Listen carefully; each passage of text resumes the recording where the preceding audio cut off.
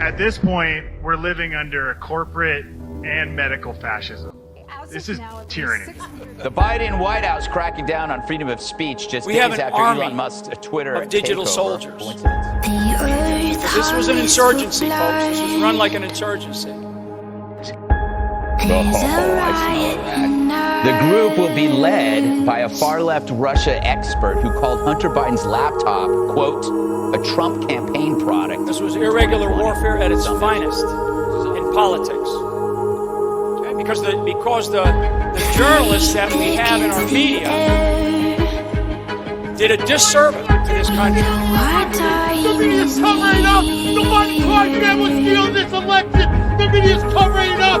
The Biden crime family stealing this election. The media's covering up. We want our freedom for the world. An arrogance Give us our freedom, Joe Biden. Joe Biden's covering up this election. Unprecedented. He's stealing it.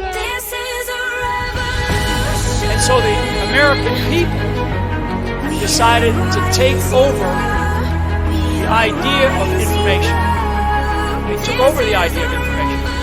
And they did it through social media. Mr. Chairman, ladies and gentlemen, I appreciate very much your generous invitation to be here tonight. You bear heavy responsibilities these days, and the article I read some time ago reminded me of how particularly heavily the burdens of present-day events bear upon your profession. My topic tonight is a more sober one, of concern to publishers as well as editors. I want to talk about our common responsibilities in the face of a common danger. The events of recent weeks may have helped to illuminate that challenge for some, but the dimensions of its threat have loomed large on the horizon for many years. Whatever our hopes may be for the future, for reducing this threat or living with it, there is no escaping either the gravity or the totality of its challenge to our survival and to our security. A challenge that confronts us in unaccustomed ways in every sphere of human activity. This deadly challenge imposes upon our society two requirements of direct concern, both to the press and to the President. Two requirements that may seem almost contradictory in tone, but which must be reconciled and fulfilled if we are to meet this national peril. I refer first to the need for far greater public information, and second, to the need for far greater official secrecy. The very word secrecy is repugnant in a free and open society, and we are, as a people, inherently and historically opposed to secret societies, to secret oaths, and to secret proceedings. We decided long ago that the dangers of excessive and unwarranted concealment of pertinent facts far outweighed the dangers which are cited to justify it. Even today, there is little value in opposing the threat of a closed society by imitating its arbitrary restrictions. Even today, there is little value in ensuring the survival of our nation if our traditions do not survive with it.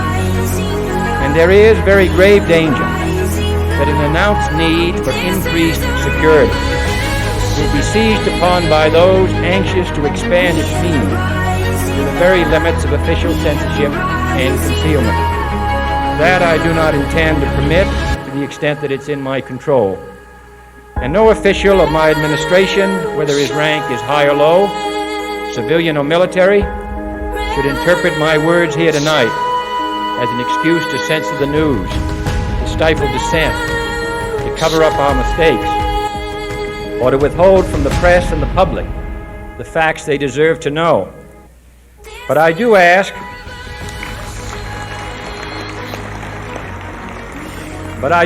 every publisher, every editor, and every newsman in the nation to re-examine his own standards and to recognize the nature of our country's peril. In time of war, the government and the press have customarily joined in an effort based largely on self-discipline to prevent unauthorized disclosures to the enemy. In times of clear and present danger, the courts have held that even the privileged rights of the First Amendment must yield to the public's need for national security. Today, no war has been declared, and however fierce the struggle may be, it may never be declared in the traditional fashion. Our way of life is under attack. Those who make themselves our enemy are advancing around the globe. The survival of our friends is in danger, and yet no war has been declared. No borders have been crossed by marching troops. No missiles have been fired. If the press is awaiting a declaration of war before it imposes the self-discipline of combat conditions, then I can only say that no war ever posed a greater threat to our security. If you are awaiting a finding of clear and present danger, then I can only say that the danger has never been more clear, and its presence has never been more imminent. It requires a change in outlook, a change in tactics, a change in missions by the government, by the people, by every businessman or labor leader, and by every newspaper.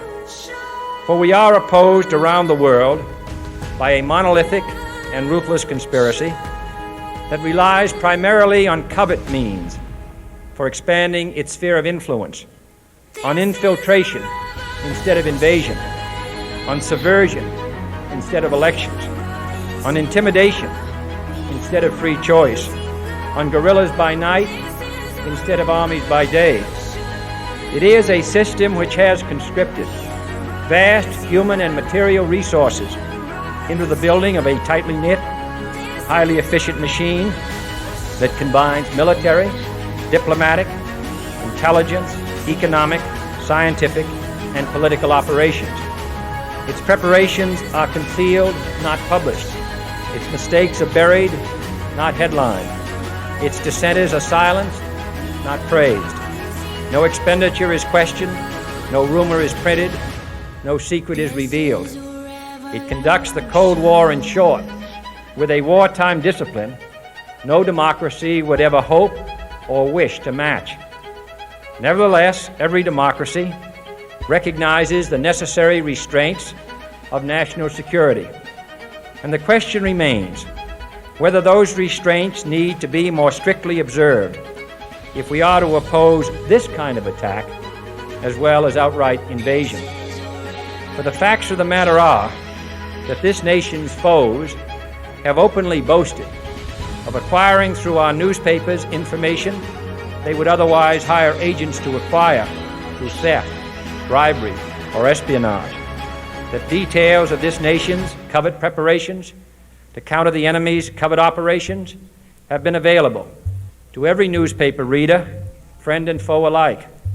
That the size, the strength, the location, and the nature of our forces and weapons, and our plans and strategy for their use, have all been pinpointed in the press and other news media to a degree sufficient to satisfy any foreign power, and that in at least one case, the publication of details concerning a secret mechanism whereby satellites were followed required its alteration at the expense of considerable time and money. The newspapers which printed these stories were loyal, patriotic, responsible, and well-meaning. Had we been engaged in open warfare, they undoubtedly would not have published such items. On many earlier occasions I have said, and your newspapers have constantly said, that these are times that appeal to every citizen's sense of sacrifice and self-discipline. They call out to every citizen to weigh his rights and comforts against his obligations to the common good. I cannot now believe that those citizens who serve in the newspaper business consider themselves exempt from that appeal. I have no intention of establishing a new Office of War Information to govern the flow of news. I am not suggesting any new forms of censorship or new types of security classifications. I have no easy answer to the dilemma that I have posed and would not seek to impose it if I had one. But I am asking the members of the newspaper profession and the industry in this country to re-examine their own responsibilities, to consider the degree and the nature of the present danger, and to heed the duty of self-restraint, which that danger imposes upon us all. Every newspaper now asks itself, with respect to every story, is it news? All I suggest is that you add the question, is it in the interest of national security? And I hope that every group in America, unions and businessmen and public officials at every level, will ask the same question of their endeavors and subject their actions to this same exacting test. And should the press of America consider and recommend the voluntary assumption of specific new steps or machinery, I can assure you that we will cooperate wholeheartedly with those recommendations. Perhaps there will be no recommendations. Perhaps there is no answer to the dilemma faced by a free and open society in a cold and secret war. In times of peace, any discussion of this subject and any action that results are both painful and without precedent. But this is a time of peace and peril which knows no precedent in history. It is the unprecedented nature of this challenge that also gives rise to your second obligation, an obligation which I share, and that is our obligation to inform and alert the American people, to make certain that they possess all the facts that they need and understand them as well, the perils, the prospects, the purposes of our program, and the choices that we face. No president should fear public scrutiny of his program, for from that scrutiny comes understanding, and from that understanding comes support or opposition, and both are necessary. I am not asking your newspapers to support an administration, but I am asking your help in the tremendous task of informing and alerting the American people. For I have complete confidence there is nothing the political establishment will not do, no lie that they won't tell, to hold their prestige and power at your expense. And that's what's been happening. The Washington establishment and the financial and media corporations that fund it exist for only one reason: to protect and enrich itself. The establishment has trillions of dollars at stake in this election.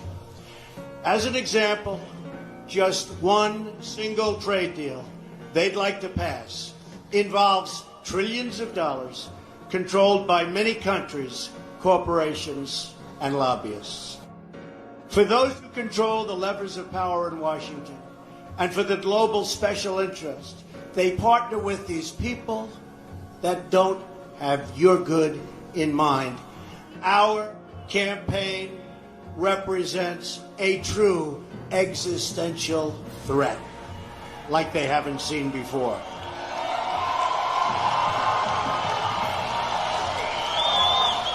This is not simply another four-year election. This is a crossroads in the history of our civilization that will determine whether or not we, the people, reclaim control over our government. The political establishment that is trying to stop us is the same group responsible for our disastrous trade deals, massive illegal immigration, and economic and foreign policies that have bled our country dry. For them, it's war. And for them, nothing at all is out of bounds. This is a struggle for the survival of our nation. Believe me. This election will determine whether we're a free nation or whether we have only the illusion of democracy, but are in fact controlled by a small handful of global special interests rigging the system, and our system is rigged. This is reality. You know it, they know it, I know it, and pretty much the whole world knows it. The establishment and their media enablers wield control over this nation through means that are very well known. Anyone who challenges their control is deemed a sexist, a racist, a xenophobe, and morally deformed. They will attack you. They will slander you. They will seek to destroy your career and your family. They will seek to destroy everything about you, including your reputation. They will lie, lie, lie, and then again, they will do worse than that. They will do whatever's necessary. The Clintons are criminals. Remember that. They're criminals. Our great civilization, here in America and across the civilized world, has come upon a moment of reckoning. We've seen it in the United Kingdom, where they voted to liberate themselves from global government and global trade deals and global immigration deals that have destroyed their sovereignty and have destroyed many of those nations. But the central base of world political power is right here in America.